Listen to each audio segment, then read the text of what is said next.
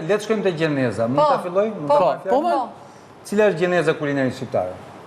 Ku ka filluar? Ka filluar në Malsi, në malën thellë. Kur kanë ardhur turqit, malësorët shkuan atje dhe në kushte ekstreme filluan duke bërë domthon gatime domthon si thosh receta që vijnë nga varfëria. Trana vjen nga varfëria, buka miset me shpirë. Po si e bën ai tranan po? Si ka përshtat ai? Ja një sekond.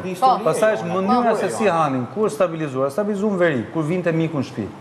Kur vinte miku në shtëpi, bërtista prisni miq edhe ato dilte i zotit shtëpisë dhe thoshte që shtëpia është e mikut dhe e zotit. Po shumë mirë. Dhe miku shkonte, miku mund të ishte ai. Një sekond. Miku ishte ai që ishte mali tjetër, i kishte dalë prej drua në këtë rast, se nuk do vite nga Italia, se bëhet fjalë për vitin më parë.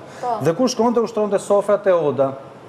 Ulshin burrat dhe çfarë bëshin se këta i bëshin në një truk mikut, sepse në radhë parë veriorët duhet të tregoshin domethënë atë mirëqenien e familjes, se ishin detyruar që të prisnin kafshën më të mirë që kishin. Mund të ishte një gjel, mund të ishte 100 kec. Dhe do të respektonin mikun, sepse shtëpia thamë është e Zotit dhe e mikut, ne jemi shërbëtorë në shtëpinë tonë. Dhe çfarë bënin? Fillonin, i mbushin stomakun se kishte hallë se miku hate gjithë mishin.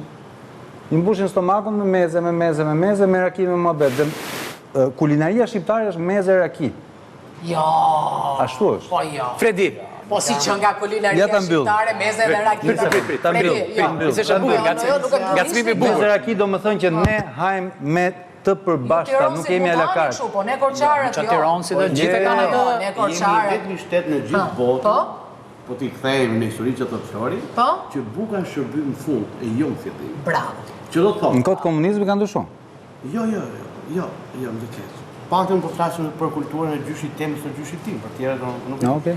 Është jemi vetëm shtet që buka ka qenë shërbim në fund fare, sepse nuk mund të shërbete buka në fillim, se po të vete buka në fillim do thotë ha bukë dhe ngopu. Pra, buka u shërbete në fund fare dhe kur vete buka ato po thot Flori. Gjithë sofra. Ato po thot Flori. Buka ishte pjesë e mezës, ishte starti. Jo. Buka ishte fundit fare që vite. Ishte në një sofrë të paktën. Shive, Shqipëria e ulësirave u dominu nga otomanët dhe pati shumë ndërhyrje në kulinari, se tasjebapi, byreku, baklavaja, kurse thethi, do më veriu, po them, kanë ruajtur një kuzhinë autentike shqiptare në 100%. Pastaj Shqipëria komplet, pjesët e ulësirave u prekën, të jemi të sinqertë. Sado që ne përshtatëm byrekun e bëm fast foodin e përjetshëm tonë. Pse kjo janë traditat.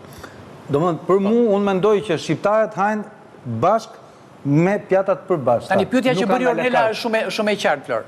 Thot, vin italiani në francezi apo kushdo, nuk vin që të hajë. Ti hap menun e gjithë restoranteve me 5 yje, me 2 yje, me 3 yje apo jo?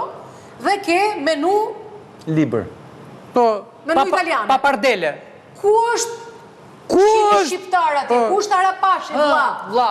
Ku është Arapashi? Në Llogara.